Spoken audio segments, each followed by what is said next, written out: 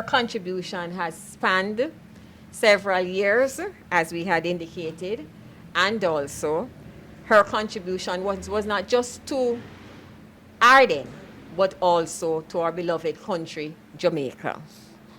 So, I will turn to Mrs. Margaret Beckford, and I will ask Mrs. Beckford,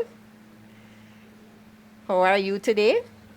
Well, I'm very good, and especially with all of these friends here. Mrs. Beckford, we're going to try and ask you a few questions, and we're asking that you help us to learn a bit more about those days at Ardenne. First of all, I'll start with an easy one.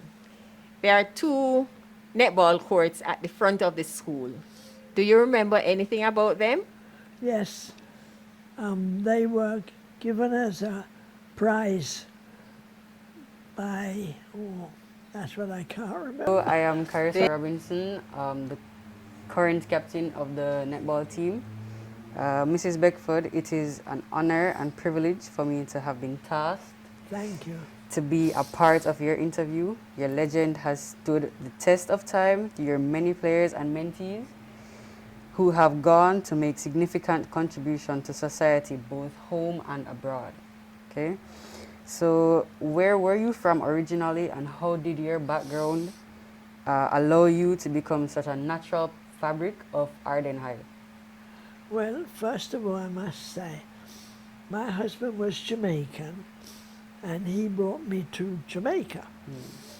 And then one day, I don't know where I was. I wasn't at Ardenne, I don't think.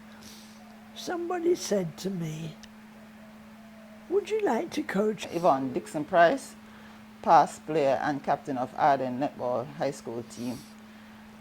Just wanted to ask our dear coach, mentor, mother, Mrs. Beckford, just one or two more questions about her journey at Ardenne and how she impacted netball in particular.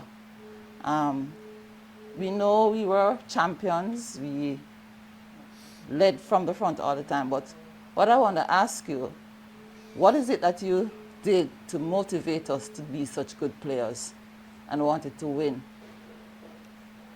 Well, first of all, as I told you, some young man came up to me one day and asked me if I would coach the netball team. I